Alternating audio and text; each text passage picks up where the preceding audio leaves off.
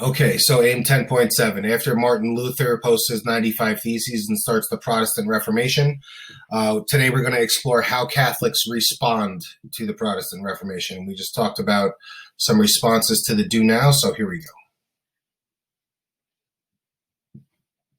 All right, I'll give you a second.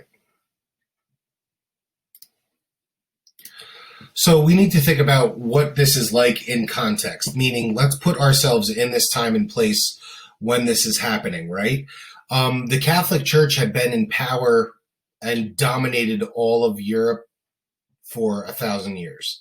And then this Protestant Reformation business starts, and, they're seeing a decline.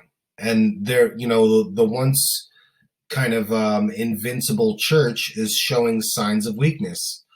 They're susceptible to being, marginalized just like everybody else. So they take exception to that, and they're going to fight back pretty swiftly. So this is what's called the Counter-Reformation. It is the Catholic response to the Protestant Reformation. So it's going to be a series of reforms, in response to the spread of Protestantism, and they're going to try to reestablish their dominance. All right, you got to get this down. I'll give you a second. So the Catholic effort to fight back against Protestant Reformation and Protestantism in general is going to be kind of three different aspects we're going to cover. One is the Council of Trent. So in general, we know the spark that lit this fire of Protestantism is this sale of indulgences, right?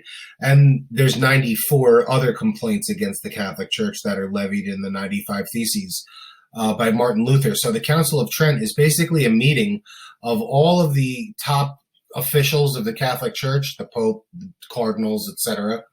And they're going to get together, and they're going to kind of take a look at some of their common practices and some of their rules and regulations and procedures and protocols. And they're going to take a look at this list of complaints, and they're going to make some changes to the way that they do things. I suppose the idea is that if there's nothing to complain about, then everything will be fine, right? So they're gonna stop the sale of indulgences, and they're gonna make some other changes too, based on some of the stuff that Martin Luther had to say in his 95 Theses. The Spanish Inquisition, I'll come back to in a second, but the Jesuits.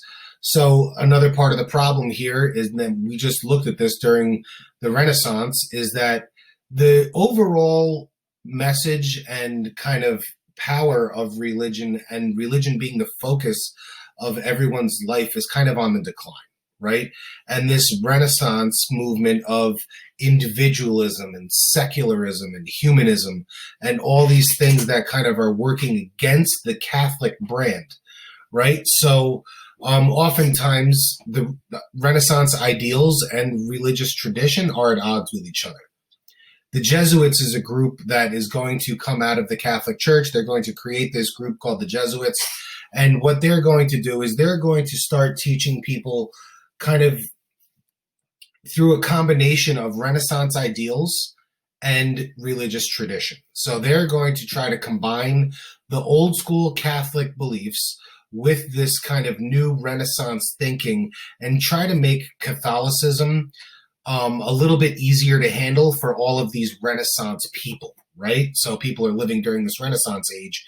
They're going to make the Catholic religion a little more palatable for those people who are kind of more into secularism and individualism and all those aspects of the Renaissance.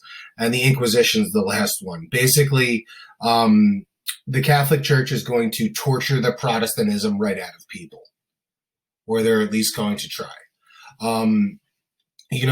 The idea here is that if, you're a Protestant, we'll torture you to no end until you renounce Protestantism and declare your exclusive faith and following to the Catholic Church, right? So we see a bunch of things going on here. They're pouring hot oil down this guy's throat. This person's being hung by their wrists with weights tied to their ankles.